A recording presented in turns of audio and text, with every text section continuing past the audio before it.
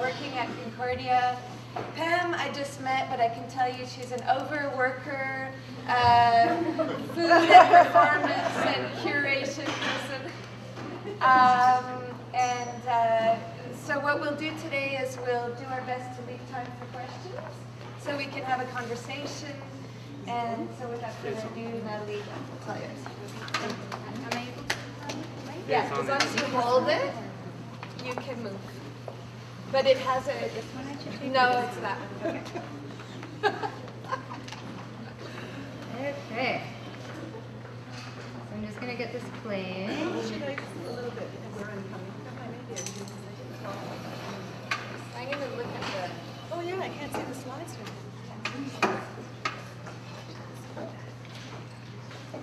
Okay, if I'm lucky, this should go automatically so I don't have to touch anything. Oh, so, it did. It's already going. Great. Okay, good start. Now I just have to disentangle myself. So thank you very much for inviting me to be here. I've been really enjoying myself at the conference so far. Really excellent presentations, and I think from what I've heard so far, there is a lot of overlap here in what I'm going to present to you. So I'm just going to start by passing out some swag. I have some giveaways for you. And in case you're disappointed that you're at a food panel and I'm talking about food and performance and I'm not serving food, I think I've got something even better for you here. Because you'll see I'm passing out some Midsummer Mile End maps, and on the other side is a little origami envelope. Be very careful when you open that because there's a teeny tiny little tomato seed in there. It's for an organic tomato plant, and these are seeds that I bought at the Seedy Exchange in Montreal's Botanical Garden last summer from a farm in Ottawa. So you can have a look at those, and I'll come back to talk about the maps a little bit later. Okay. Okay, the other thing that I'm going to pass around are cards. I'll just keep passing this. So I'll also pass around these cards which have the website address for the project that I'm about to talk about, the Sensorium, which is a series of food and art performances led by all kinds of artists in different disciplines. So I'll pass those out. There's tons of video and photo documentation on the website for the project. And there's also the Facebook page there and the Twitter address.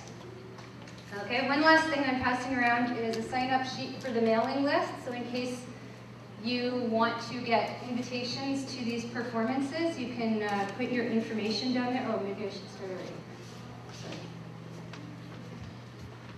And I have one last thing here. Some of you might have noticed it at the book table.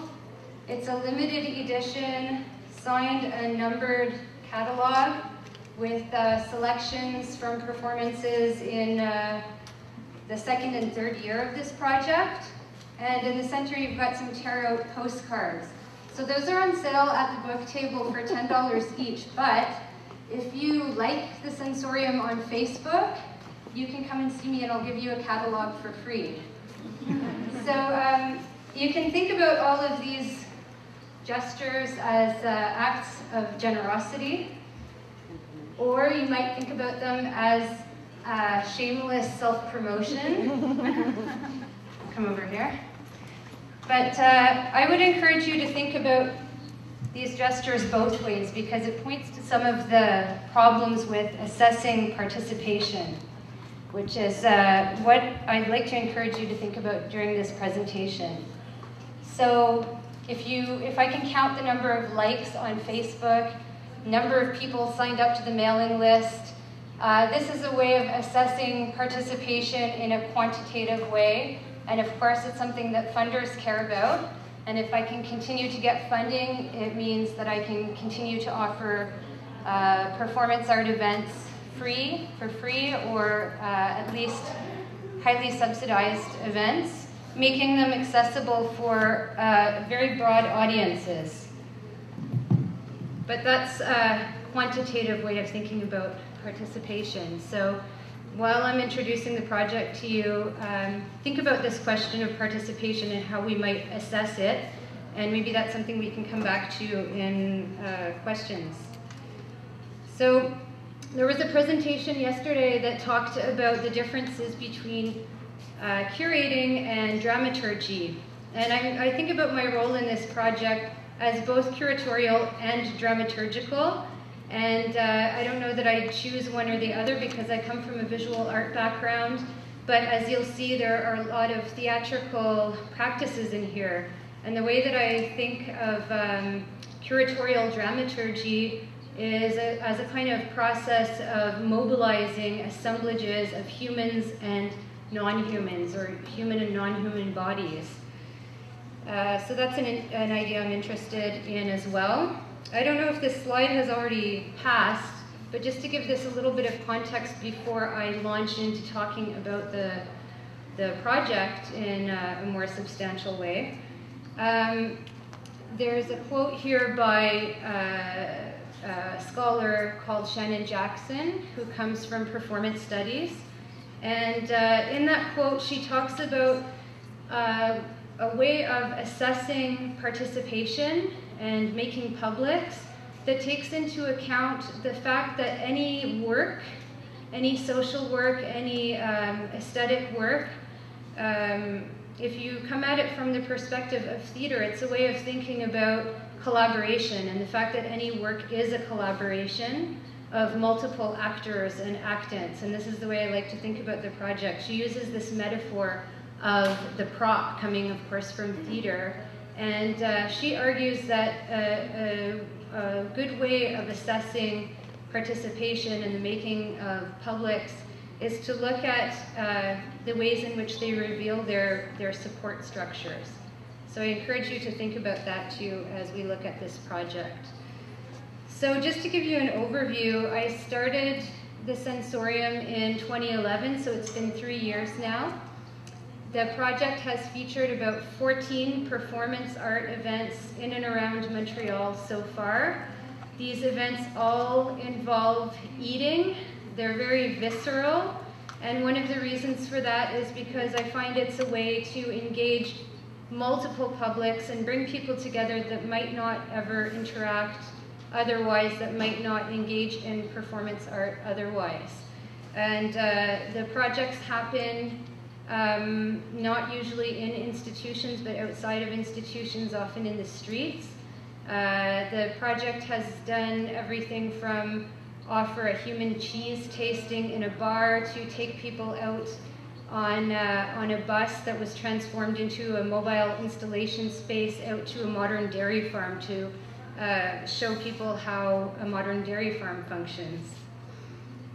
So that's to give you a kind of broad overview of how the project works, but I'll talk about 2 projects in a little bit more detail to give you a better sense of how collaboration and participation work. So Midsummer Mile End Tour, the one that I passed the map out for, is a project that was organized in collaboration with the artists Taeyeon Ing Chan and Leah Garfield Wright. You can see their names on the back of that map, as well as all of the funders for that project. I've been really lucky to maintain this project from a series of small grants programs from Concordia University, and all of those are listed on the back of the maps. So Midsummer Mile End Foraging Tour happened last spring and summer. The final tour was in July, but we had a series of 4 ambling, meandering walks throughout the Mile End, which were kind of like research walks in preparation for this final tour. So what we did was to organize a meeting spot, but we had no itinerary planned except that we had to stay in the Mile End, and the goal was to find ways of eating for free in the Mile End. And this ranged from dumpster diving to figuring out medicinal and edible purposes for weeds, and collecting seeds from the famous St. Viator bagel, so this kind of thing. We invited people to come, for instance, through diverse mailing lists and Facebook invitations, and we circulated optional readings in advance of each of these exploratory walks so that people could read these things and have some ideas of what they might be interested in talking about. And from those ambling research walks, we put the tour together and planned a route for that final tour. So I wanted to show a little clip from one of the walks, the preparatory walks. And this is what you'll see is one of the participants talking.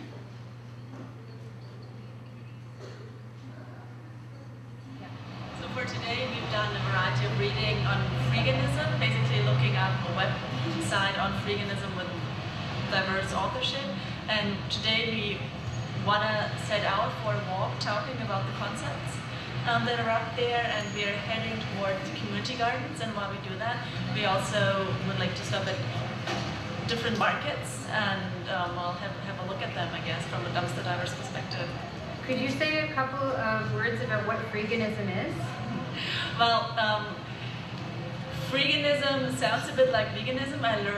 I always thought that freeganism was a kind of variation of veganism where you try more consciously to completely cut out of commercialized, I guess, cycles or industrialized food.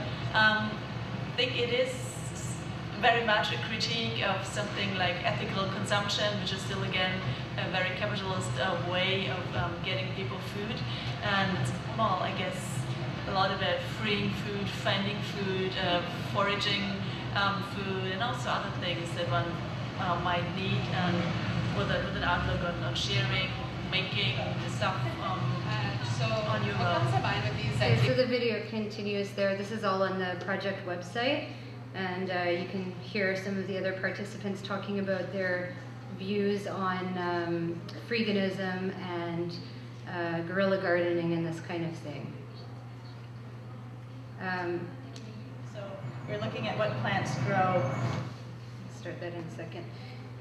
So you also, for the final tour, the Midsummer Mile In tour gathered about 45 people who showed up, and this was a diverse group of people with expertise ranging from green roofing to urban gardening, psychology, ethnography. As you saw, there was a cultural anthropologist there, literature, etc. And that, of course, contributes to the richness of the exchange in these tours.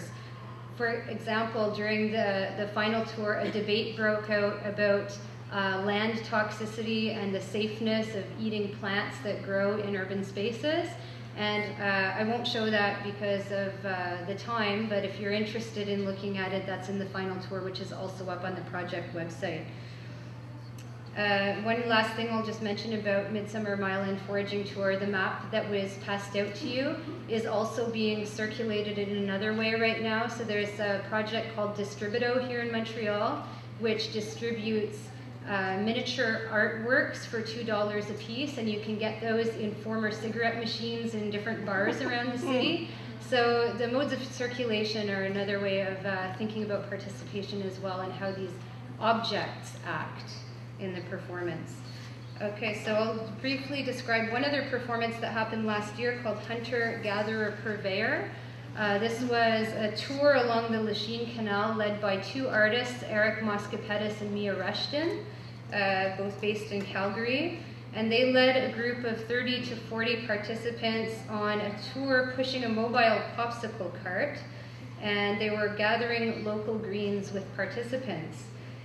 They created also a map/field guide for the neighborhood of St. Henry, which depicts the location of wild plants, their nutritional and medicinal properties, and recipes for use. They distribute these amongst participants and stopped at the identified locations on the map to discuss what they learned about the neighborhood through its vegetation. Throughout the tour, people munched on various plants, including black elderberry and conifer cones. The artists imparted plant identification skills using visual, olfactory, and tactile cues. So this is an exercise in the development of what cultural anthropologist and chef Amy Trubeck might call sensory attunement, through which people achieve a deeper connection to place. So I'll show a couple of minutes from the discussion during that tour to give you a sense of what kind of themes were covered and what it looked like. And we'll split up our walk a little bit more. Any questions about these?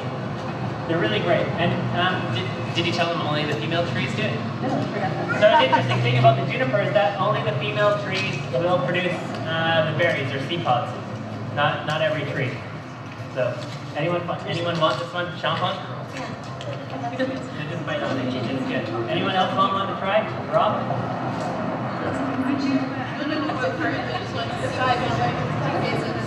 Okay, come over here. There's some good ones. Yep. So it's Steve here. You come around this side. You have to come up over here. You'll see there's the purple one here, and then it'll just fall off. There's a bunch in there. And there's lots of spiders, so I'm going to be careful here. But you'll see like how quickly that one comes off versus this one, like just doesn't. Sweeter when it's right through. Yeah. So. And you just eat it?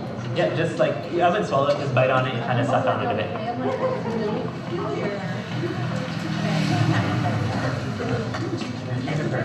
A lot better than the unripe one I tried. Oh yeah, that'd be gross. Let's move up to parking.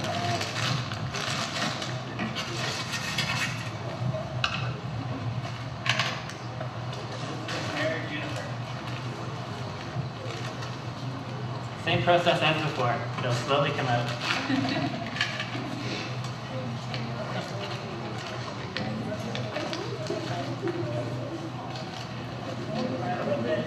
Talk a little bit. You know, I said at the top of the project that we were interested in sort of the idea of taste and class and geography. And typically when we do this project in other cities, we set up a real polemic. We go to an affluent neighborhood and we go to a working class neighborhood and then somewhere maybe in between. And in St. Henry, we only had the opportunity to do the one neighborhood, but as we started collecting the vegetation, and you'll have sort of seen some waste spaces as we went along, and then this park here, for instance, which historically we learned that the middle class around the 1860s, 70s through till the early 20th century were building the houses along this park versus other streets as we kind of went along.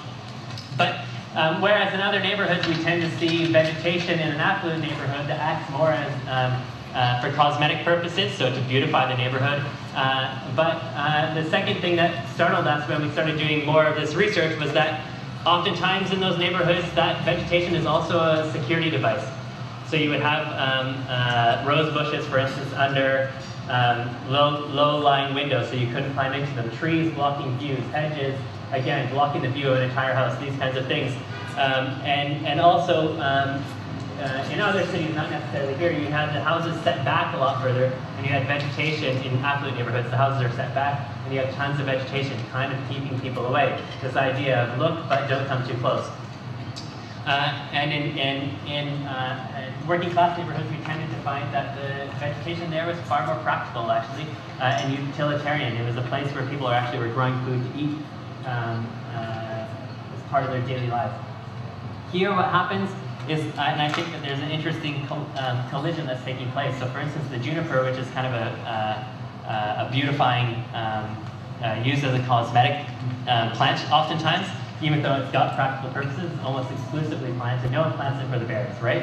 Unless you're producing gin, which you probably should now. You can infuse whatever you want with juniper berries. Do it. And then next to something like a pear tree, right?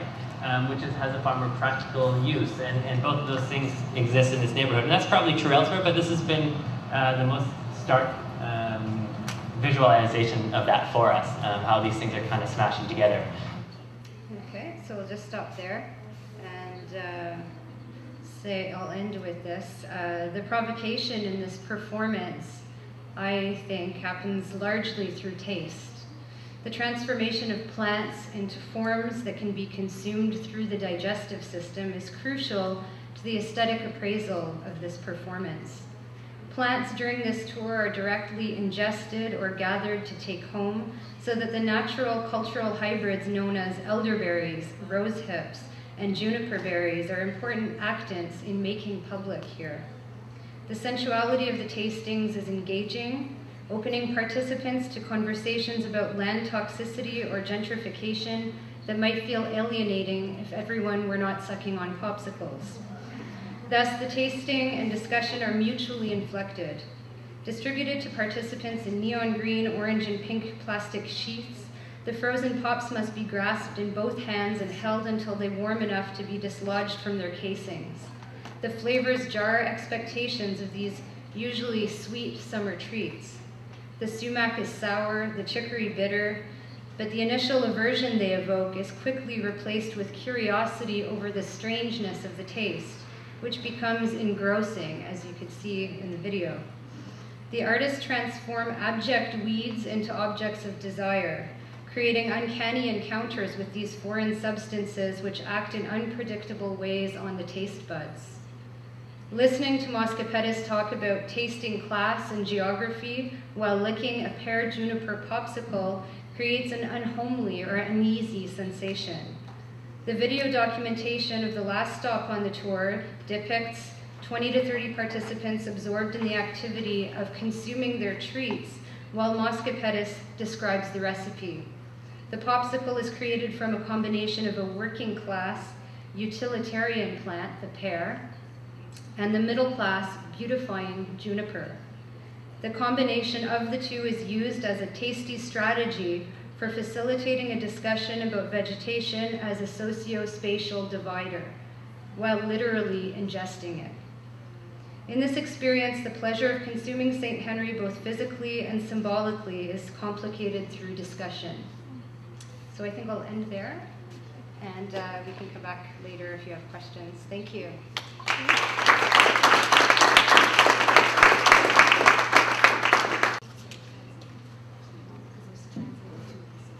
Okay, thanks. I just want to give you a little context, probably just to locate myself, because I realize that's going to help a bit. As I've been introduced, my name is Pam Patterson, and I have, as you can tell, I'm not 20 years old anymore. So I've been around for a while, and I started out actually as working in props at the Stratford Festival, moved eventually into dance, mime, worked teaching in theater at Ryerson for years, and then eventually in the early 80s became a performance artist at the same time as I was heading the fiber department at the Banff Center. So it's been this kind of divergent, weird kind of process. And in the coming, sorry, I'm a little challenged by this mic. And in the coming to my doctoral work, I began to kind of pull all these different pieces together. And at the same time, really became much closer to my performance artwork. And at the time, formed a performance art company with Lena Rodvi called Artifacts. And we have been performing together now for 30 years. We just did a performance in February at Hart House. And and also in February, I just returned from the Dominican where I performed. So it's really interesting to see all these things come together. You know, life at 60 is not really that bad. You know? You lose bits of yourselves. You know, I joke and say that this is fake, you know. But it's a transformation. So one of the things I've noticed, and just to give you a little context today, is that the work that I did, and I really resisted going into a master's and PhD program. I didn't do it until I was in my late 30s, early 40s. And my master's thesis, I performed naked on the board table at Boise with a computer disk in my mouth. It was entitled, "This is My Body Giving for You, Academe." So I have got over that. And so unfortunately, you're the recipients of my having got over that. And now what I'm finding is that my work really begins to integrate theory, so that I'm beginning to think very much from an integrated theoretical place where I bring performativity into that kind of practice, and it's not outside of it. So that as I speak about the work, I perform it and I imagine it as a theoretical construction. So if you would, when I begin to speak today, think of this as a theoretical performance, and I'm going to ask you to help me with this as well. So this should be interesting. So food need, constraints, reflexivity, and community performance. Yes, I'm talking about food as well. No, I didn't bring any, I'm sorry. So I've got 20 minutes, a maximum of 20 minutes, in which as curator to re-perform a concept, a practice, and an event. 20 minutes in which to feed you, nourish and sustain you, and meet your needs as researchers, curators, and community animators. In speaking to my practice as performance curator within this conference context, I invite you to engage in action and reflection with me here today in relation to a project I initiated in spring 2012, which was entitled Food Equals Need. So this project has spiraled through repeating markers, which include ideation, research, staging, and reflection over the last 2 years, and its most recent iteration was in March 2014. So to start, I'm going to ask, and I can't do this with the mic. I really can't, I'm sorry. So I'll talk and then we'll do it. So what I'm going to ask you to do is I'm going to clap and pause, and I'm going to ask you to clap and pause with me. All right? So here we go. Ready?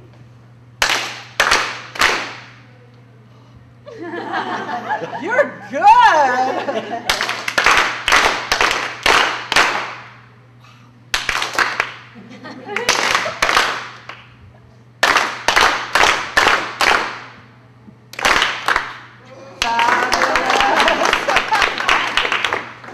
So this was our closing action for Food Need at the DPNCHC.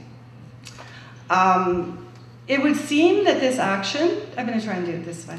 It would seem that this action might provoke or provide an opportunity for us to connect and play, and that was fun, right? And to explore a common action or language. But of course, certain differences are invisible. For example, I have a debilitating rheumatic disease, which makes clapping very painful for me. Some of you might be hearing or sight impaired.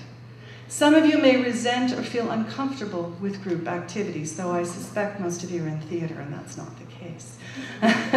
But that's a big assumption. So when challenging certain assumptions about community building and the collegiality of community work, actions such as these might in fact mask the complexity of and potentially interesting challenges posed by our differences. So if I was to feed you, even that might be problematic. Some of you might require diets which are kosher, vegan, or gluten-free. Some of you may love the celebratory aspects of food sharing, while some of you may have a great deal of anxiety around food. And what all of this would have to be resolved in 20 minutes, because I only have 20 minutes to present. So an influential arts educator and activist, Diane Marina, wrote, and I quote, "I advocate difference, but I also advocate connectedness. To me, being different in a creative way means that I'm willing to connect my difference to other people's differences." That can be a paradoxical connection, that people would want to be clear about their different positions, where their differences are located, and then also wish to figure things out collaboratively, collectively. Frequently, when we encounter difference, we don't explore it, we try to manage it. Perhaps we can search for common threads while we acknowledge our differences, end quote. So I tend to view performance curation through the lens of education. I actually teach Art and Design Education Lab at OCAD University. I also teach studio as well, but that's my kind of main position these days. And I suppose it was inevitable because I grew up surrounded by educators. My mother taught choral music in the schools. My aunt was a singing teacher. My grandfather was a trumpeter for the First World War, a choral conductor, and was the director of music for the City of Toronto schools. So performance for them was intertwined with learning about self, learning through an art form. They were always examining how to perform learning and learn performance. So at this point in my own life, I juggle my own multiple roles as performer, curator, and educator, and I search, not always successfully, to be flexible, to achieve kind of a rough balance between my needs as curator, the needs of my co-curators, because I tend to work in groups. Right now I'm actually working on curating the Hazelton Lanes Art Festival in Toronto, and I'm working with a team of about 8 people. And it's really, really interesting project. And of course, the other piece is not only the needs of my co-curators, but the needs of artists with which I work and the needs of the communities I serve. So in other words, this is the mess that I have to work with. I stumble, I get impatient, and at times I resist the complexities. I try to manage it, and then in the end, given the time available and the need to get the event up and running, I let go. So for example, maybe you decided to bake a cake and use tomatoes instead of carrots. It wasn't the kind of carrot cake you wanted. And then maybe someone else used zucchini instead. So what a crazy carrot cake bake sale you would have.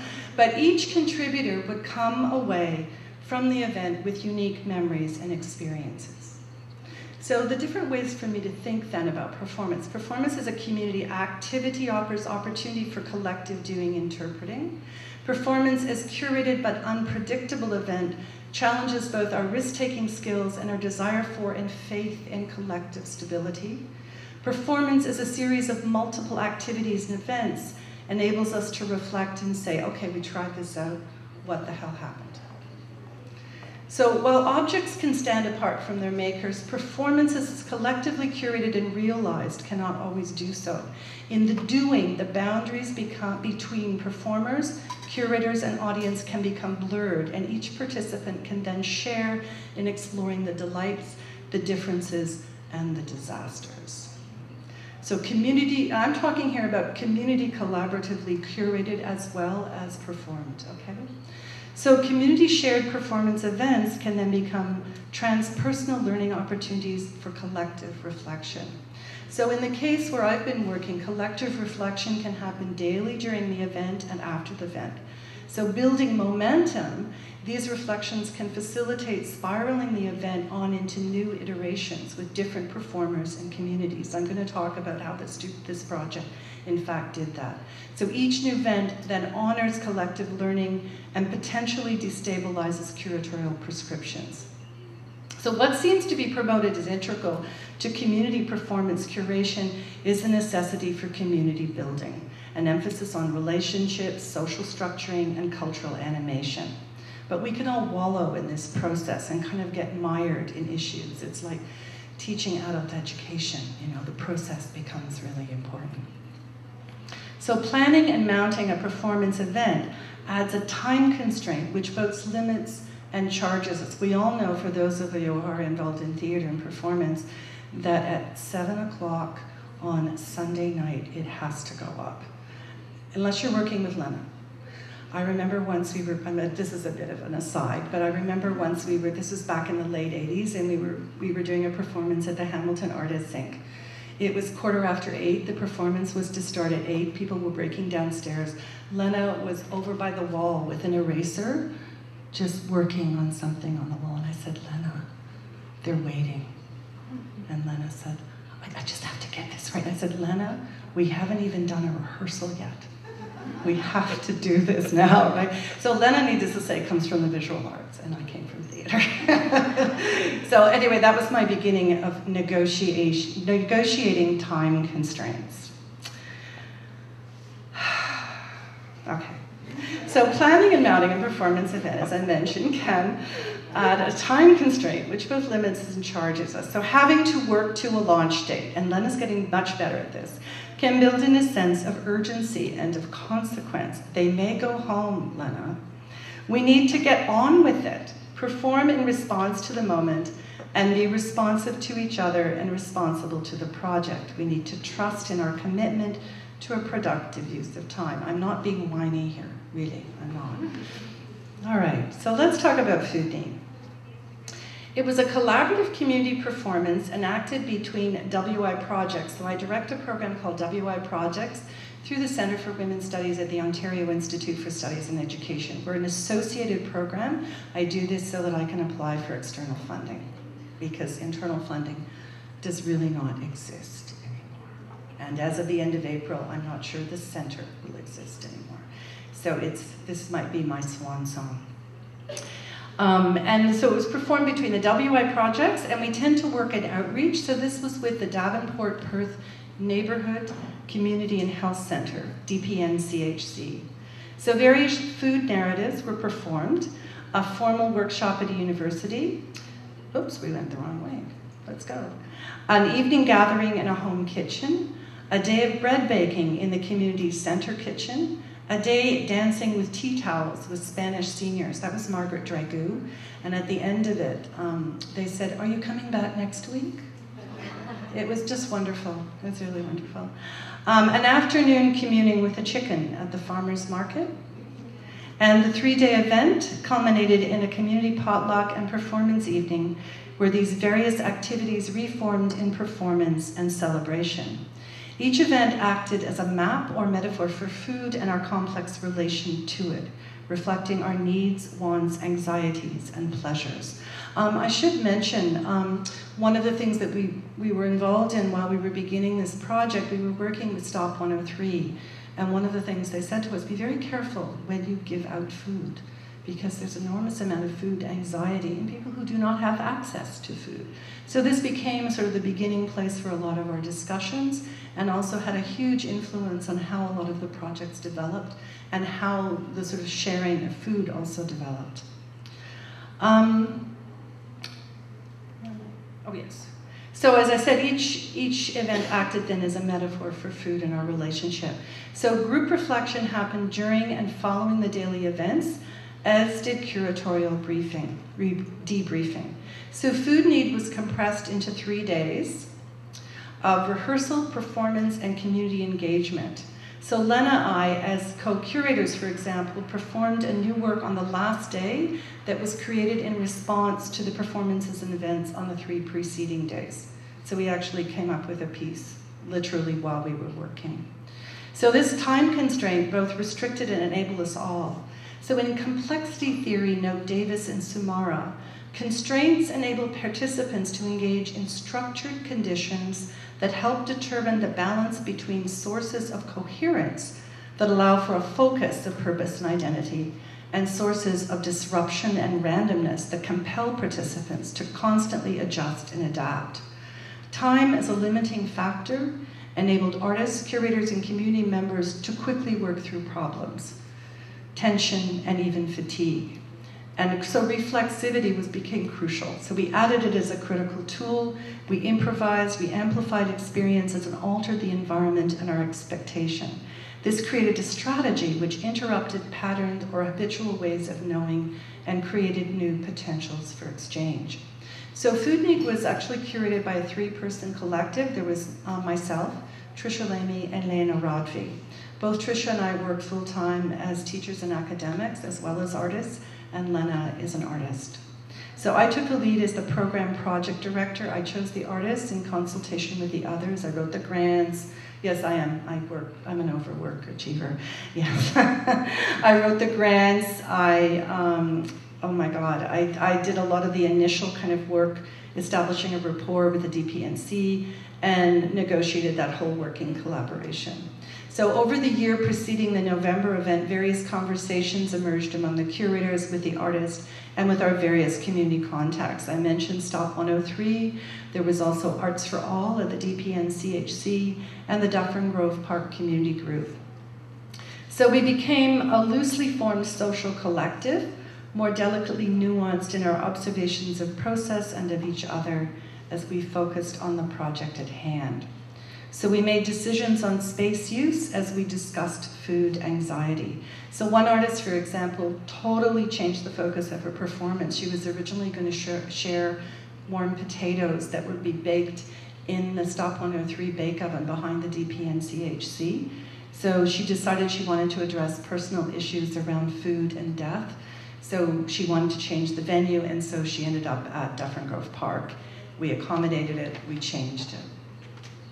So situations like these were but one part of the emerging food need interactions and conversations, and they compelled collective participation. So as you can see, there was a lot of circles and gatherings and discussions that went on. So the various contexts, the people, the thematic, defined the conditions of the project's emergence. So this activity spoke to complexity, diversity, and pragmatics, the adoption of an attitude whereby we as a complex collective could pursue different agendas, be informed of each other's perspectives, and be motivated to find ways to be able to work together. We needed to be cautious, humble, and caring. And it's not always easy to do when you're under pressure, exhausted, or in the heat of the moment. And to understand that the knowledge that we were evolving here is potentially dynamic and volatile. Trusting in this collective commitment to knowing, we activated these reflective moments as potentials in the hope that they might trigger others and hence more sophisticated possibilities. So by that I'm saying, even though we're in the middle of something and we're like ripping each other's throats out, we know that this will lead us forward, and by 2 o'clock that afternoon, we'll have resolved something and we'll be moving it into a different place. So it was just constantly trusting that there was some kind of stability there that would take us through these hard times.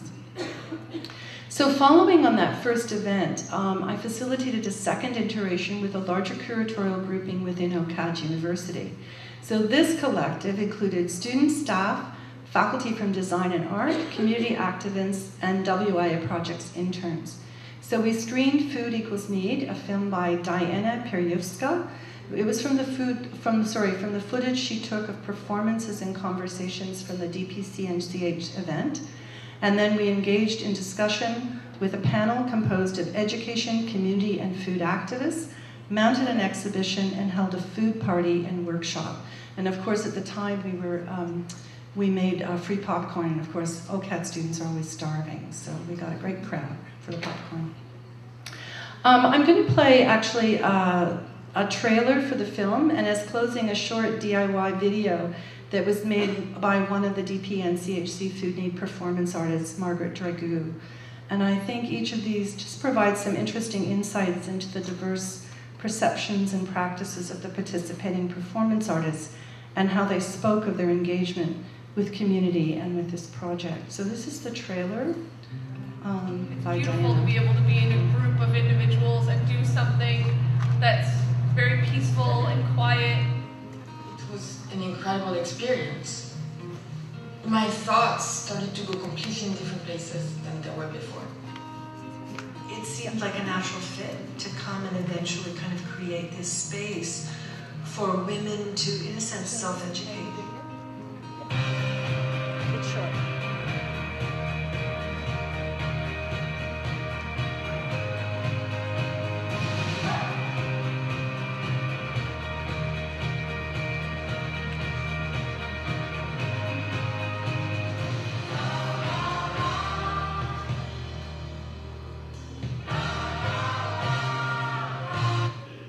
I've been told I have to end. Can I just play the opening of Dragoo's, just a second of it? Okay. So in the second piece, Margaret, what she does is she overlays images. We create a huge installation at the end in the DPNC room. And so she overlays images of her experience of this whole community action over top of images from her home in Lochsloy Kitchen in BC. So it's, I'll just end with this. I'll just play like a second.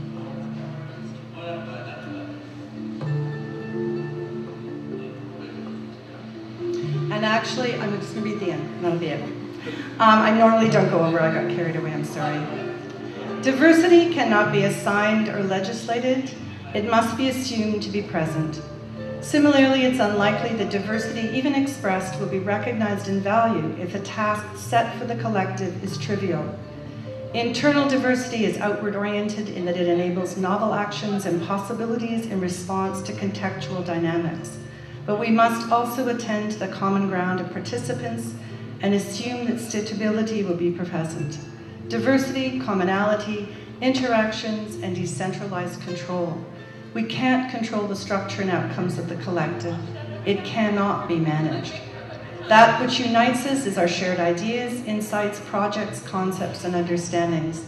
These constitute the group's emerging body of knowledge.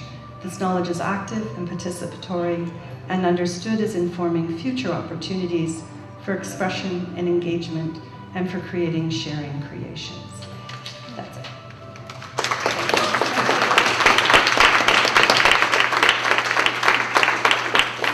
Live streaming and the translator can go. Just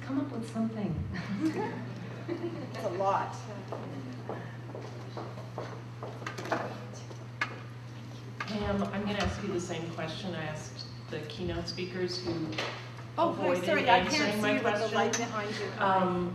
How do you navigate being an artist and a curator in your own platform? I think the basic piece for me is I just accept they all exist there. And the other thing is I don't really see myself as a conventional curator.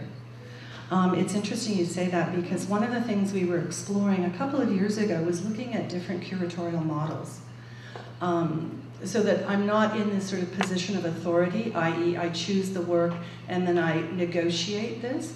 I think rather I tend to work in collaboration more as an artist with other artists. And especially if I'm working in community, one of the things I think I'm very good at is I'm good at facilitating. I'm good at bringing diverse people together and then stepping back. So in a way, it's interesting that you mentioned that because Vladimir, I'm co-curating this event at Hazelton. And I said, I don't know, Vlad, I don't know if I feel comfortable. I'm having trouble just with the word curating, so I think it's an interesting question. And so he said, well, maybe we're co-coordinating. And I said, well, maybe we can move to co-facilitating. And so now it's become that, so that the work then now became chosen by a group of 5 people representing different voices. So this was a departure for this kind of project. So I think, do you have a solution? Do we have a new word here? Because I think for me, especially when I'm negotiating differences, and especially when I want to respect the process of the artists with whom I'm working, I need to enter into a dialogue with them in a very specific kind of way. And the kind of projects that I do enables me to do that. It's not a case of going out and picking a show and plunking it in, nor do I want to speak to people. I want to be able to engage in a very different kind of way. So part of our curatorial process is in fact to engage in other people's performances and create a performance in response, and which then creates another dialogue. So it just never stops, which is the problem, I suppose, isn't it? But it's a very interesting question. Thank you. All right. Who else? Myra. Good. I'm sorry. You have to walk all the way to the mic. Yeah. Oh, and then. Hi, thank you. So the first one is a comment, just a response. You were doing co-organizing something together or co-coordinating. I'm just stand over here because I can't see. It's just a comment, and I really like to think about the idea of co-doing something exciting together. So how to open,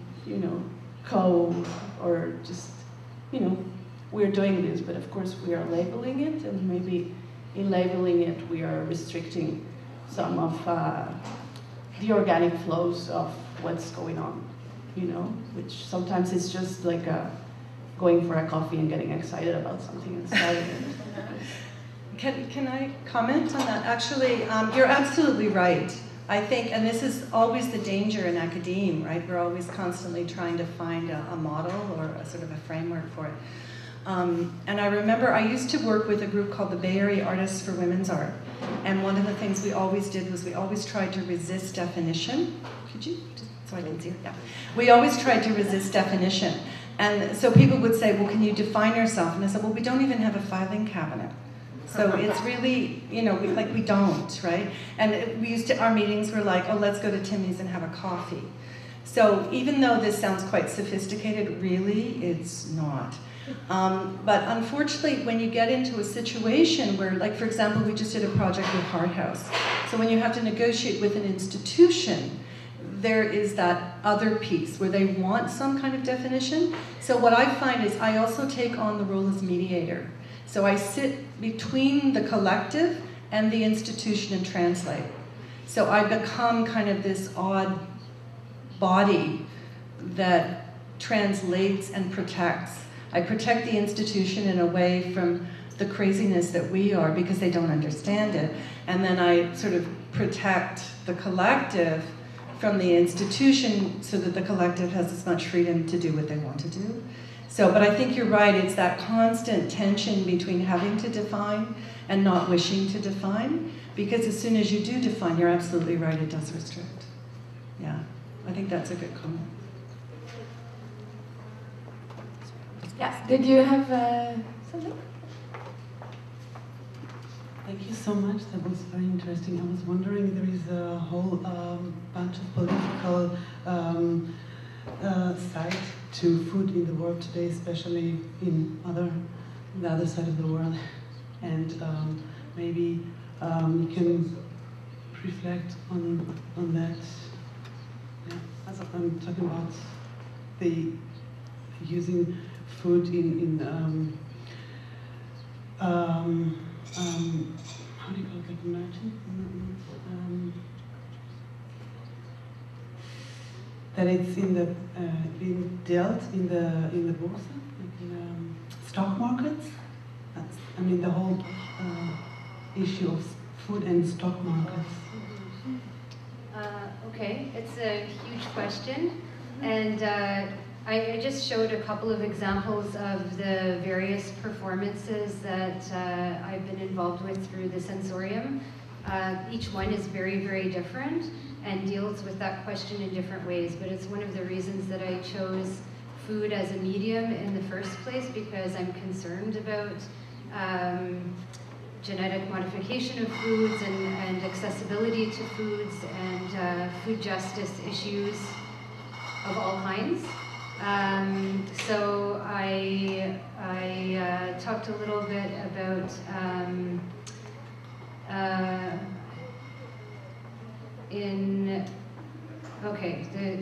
the very first performance that the sensorium presented was human cheese tasting in a bar in downtown Montreal. And this is the oldest biotechnology cheese. And it was presented by an artist called Miriam Simoun. And so this was a way of opening up all kinds of conversations around the ethics of eating this very strange product, which is made from human breast milk, right? So it raises some of those issues around treatment of bodies. So for instance, one of the things that motivated Simoun to do this project in the first place was when she learned about practices of people from the global north going to places in the global south, mainly in Africa, to have women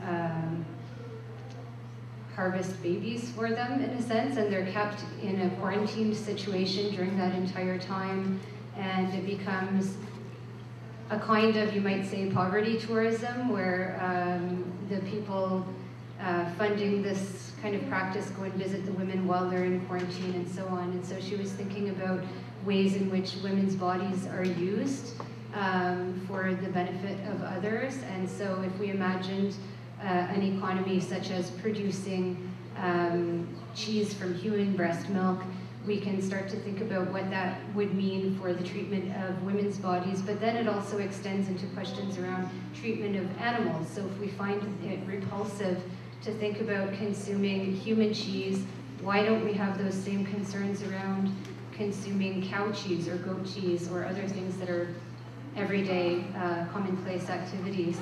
So that's just one example or illustration of what I was mentioning about bringing people into these very complicated ethical discussions through the body in a very viscerally engaging way, where first, I mean, my immediate reaction to that cheese was, to be perfectly honest, I felt disgusted, but then it forced me to examine that reaction, that physical reaction that I had, and question why it was that I found it disgusting, and it led me to all of these kind of food justice, human justice, animal justice questions. So hopefully that starts to answer in some way. Can I say, can I just something, where'd she go? She's hello. Okay, I'm just going to mention, I mean, this is, I think what's so interesting in hearing what Natalie is saying is that you scratch the surface, and as you go deeper and deeper and deeper, you follow these wonderful trails. I just finished doing a performance in the Dominican Republic as part of Independence Dome, and in the scratching of the surface, I started to look at slavery, and specifically Irish slavery in the Caribbean, so that there was actually, at the time, in the 1700s, there were more Irish slaves in the Caribbean than there were from Africa. So it was extraordinary. But looking at the sugar, same thing, the sugar plantations, and so I think in terms of the work that we do is every time we scratch the surface, we need to encourage ourselves and our students and other people to just continue to follow those threads. And so this was a wonderful illustration, Natalie. Thanks.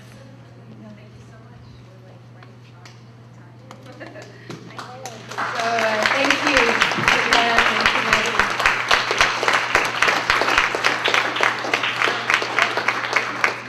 Next in this session is Section 8, Collectivity.